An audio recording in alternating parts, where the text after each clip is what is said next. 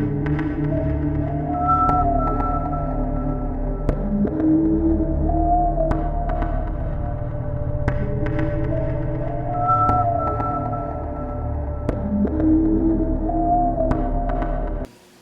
folks, we just talked about rewards, and in this session we're going to talk about goals and how to set goals and how to accomplish those goals.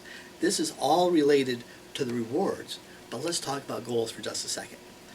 When you set goals, you want to go ahead and ask yourself what is really important. Remove the extraneous, get rid of the things you don't want, and just concentrate on the things that you do want. Here's two questions that Jan Leach used to always ask. Jan Leach was the head of an executive headhunting firm, Janus Corporate and Career Planning. And her two questions were, if you could do anything in the world and know that you'd be successful, what would it be? Follow-up question to that is, what steps would you have to take to make that happen? Now, why do you ask those two questions? Well, the first question finds out what you're really interested in. It goes ahead and says, let's remove the threat of failure and just give me your wildest, if you want to do anything in the world, what would it be? And then you follow it up with, what steps would you have to take in order to make that happen? What you've just done is you've transformed a wish into an objective, and you're giving yourself goals and steps to make that happen. Now, I want you to think about the moon race.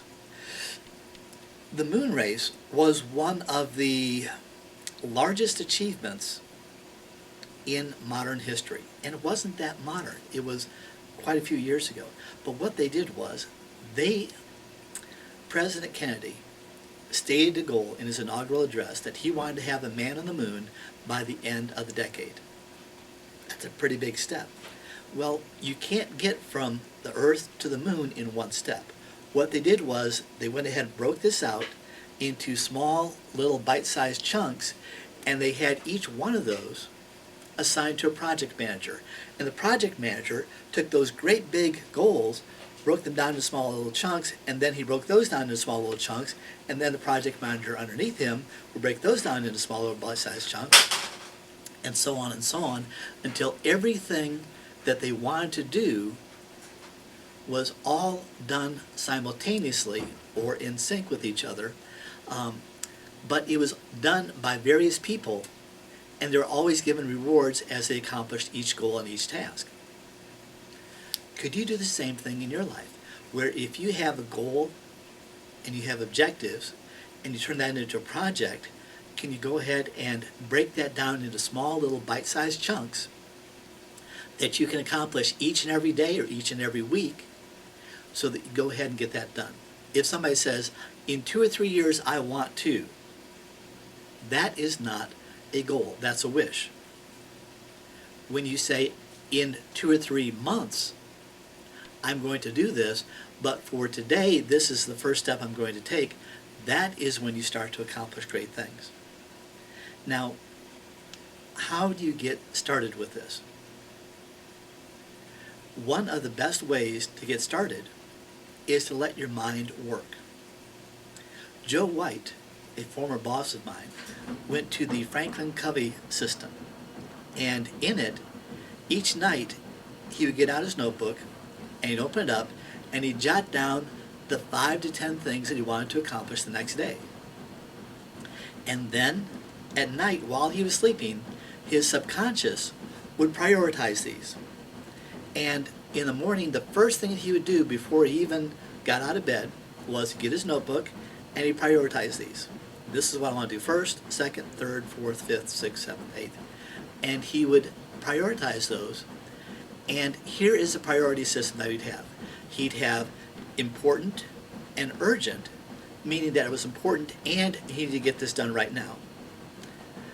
Important and not urgent, it needed to be done, but there was no great big hurry on it. Not important, but urgent, something that was not important, but had to be done right away. And not important and not urgent, and those you put at the back of the list. Now, when you start using those definitions and you start using those criteria, what happens is you start saying, okay, is that urgent and important? Is that urgent but not important? Is that important but not urgent? And you start to go ahead and your mind starts to prioritize each one and every one of these tasks. And what happens is that your subconscious will arrange these. And then what Joe would do is he would go ahead and tackle that list first thing. He would get up at 5 o'clock every day, and he'd get more done before 9 o'clock in the morning than most people get done all day. And what he would do is he would say, I really like to sleep in, but I'm going to make the sacrifice to accomplish what I need to accomplish so that I can do what I want to do at a later time. If you can go ahead and forego the immediate gratification, the immediate satisfaction of sleeping in, you can go ahead and accomplish a great deal.